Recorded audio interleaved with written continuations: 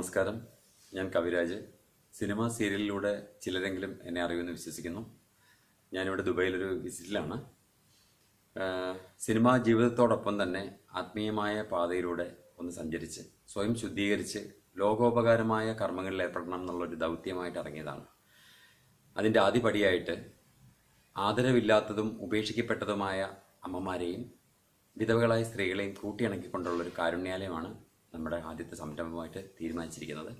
അതോടൊപ്പം തന്നെ ഒട്ടും വിവേചനമില്ലാതെ എല്ലാ മതവിഭാഗത്തിൽ നിന്നും ഉപേക്ഷിക്കപ്പെട്ട അപ്പനമ്മമാരെയും ഉമ്മവാപ്പമാരെയും വാത്സല്യപൂർവ്വം സ്വീകരിച്ച് പരിചരിച്ച് അവരവരുടെ വിശ്വാസ പ്രമാണങ്ങൾ അനുസരിച്ച് നിസ്കരിപ്പിച്ചും പ്രാർത്ഥിപ്പിച്ചും ശാന്തമായ അന്തരീക്ഷത്തിൽ വെള്ളം കുടിച്ച് മരിക്കാൻ ഉതകുന്ന ഒരു തണലൊരുക്കുക എന്നുള്ളതാണ് ഏറ്റവും വലിയ കർമ്മമായിട്ട് ഞാൻ മുൻപോട്ട് വയ്ക്കുന്നതും അതിനുള്ള പരിശ്രമത്തിലുമാണ് ഏർപ്പെട്ടിരിക്കുന്നത്. അതിൻ്റെ ഭാഗമായിട്ട് ആ ഒരു ധർമ്മം മറ്റുള്ളവരിലേക്ക് എത്തിക്കാനും കൂടിയിട്ട്, എല്ലാവരിലും നന്മയായ ഒരു മാനസികാവസ്ഥയുണ്ട്, പക്ഷെ സമയമില്ല, അവരവരുടെ ലൗകിക സുഖങ്ങളോ ജീവിതങ്ങളോ മാറ്റിവെക്കാൻ പറ്റുന്നില്ല.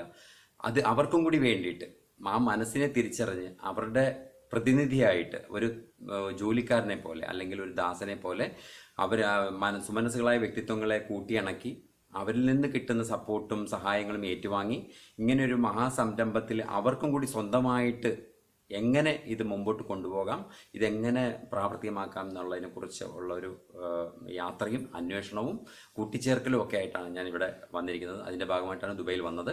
ഇനിയൊരു 10 ദിവസം കൂടിയേ ഞാൻ ഏതാണ്ട് ഇവിടെ ഉള്ളൂ.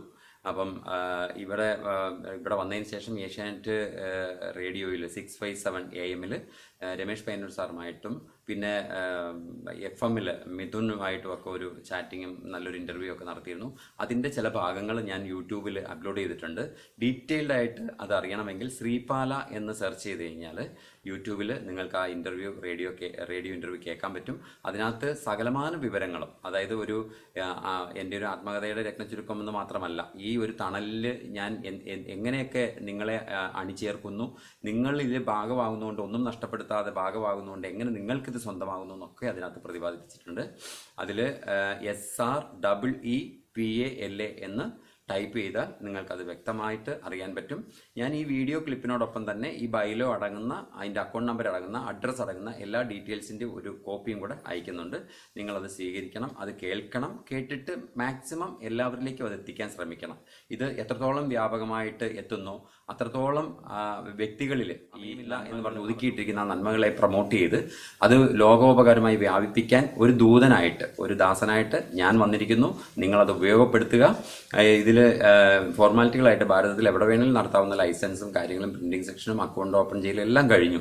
അതിൽ കേരളത്തിൽ ആലപ്പുഴയിൽ മുല്ലയ്ക്കൽ ബ്രാഞ്ചിൽ ഇന്ത്യൻ ബാങ്കിൽ നമ്മൾ അക്കൗണ്ട് ഓപ്പൺ ചെയ്തിട്ടുണ്ട്. അക്കൗണ്ട് നമ്പർ ഞാനൊന്ന് പറയാം.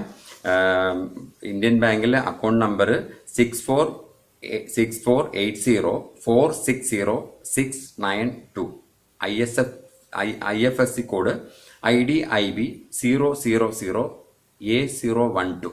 ഇതാണ് ബാങ്ക് അക്കൗണ്ട് നമ്പറും IFSC കോഡും. എന്നെ കോൺടാക്ട് ചെയ്യാവുന്ന കുറച്ച് ഈ ദുബായ് നമ്പർ ഞാനൊന്ന് പറയാം. വാട്സപ്പും അത് തന്നെയാണ്. 0097150414965. ഈ നമ്പറിൽ എന്നെ കോൺടാക്ട് ചെയ്യാവുന്നതാണ്. നാട്ടിലെ നമ്പർ 9847037074. ഇത് വാട്സപ്പ് ഉണ്ട്, പക്ഷേ ഇവിടെ ഉപയോഗിക്കാൻ ഇച്ചിരി ബുദ്ധിമുട്ട്, സ്റ്റക്കാവുന്നു. ഞാൻ നാട്ടിൽ 20 വർഷമായിട്ട് ഉപയോഗിക്കുന്ന ഒരു നമ്പറും അത് തന്നെയാണ്. അത് തന്നെ കണ്ടിന്യൂ ചെയ്യും. അപ്പോൾ എല്ലാവർക്കും കോൺടാക്ട് ചെയ്യാവുന്നതാണ്. എല്ലാവരും ദയവ് ചെയ്ത് ഇതിൻ്റെ പിന്നിലേക്ക് നീട്ടിത്തരുന്ന ഒരു ചെറുവിരലുകൾക്കും ഓരോ രൂപയ്ക്കും മഹത്തരമായ സ്ഥാനവും വിലമതിക്കാനാവാത്തതുമാണെന്ന് ഞാൻ ഓർമ്മപ്പെടുത്തുന്നു.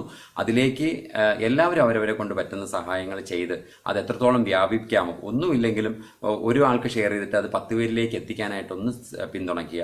ഇതിൻ്റെ ദൈവികമായ ഒരു കർമ്മമാണെന്നും പുറമേ കാണുന്ന ചാരിറ്റിയിൽ പെടുത്താതെ ഒരു സ്വന്തമായിട്ട് 1 രൂപ മുടക്കുന്നവർക്ക് പോലും ഒരു തണല് സ്വന്തമായിട്ടാക്കുന്നതാണെന്നും അത് മഹത്തരമായ ആരൊക്കെയോ എവിടേക്കോ ഉപേക്ഷിക്കപ്പെട്ട് നമ്മളിലൂടെ വെള്ളം കുടിച്ച് സ്വസ്ഥമായിട്ട് പടച്ചവനെയും തമ്പുരാനെയും വിളിച്ച് മരിക്കാൻ ഒരു കാരണമാക്കപ്പെടുന്നതിൻ്റെ ആ ദിവ്യത്വം, മഹത്വം മനസ്സിലാക്കി സഹകരിക്കണമെന്ന് ഞാൻ വിനയപൂർവ്വം ദൈവനാമത്തിൽ അപേക്ഷിക്കുന്നു.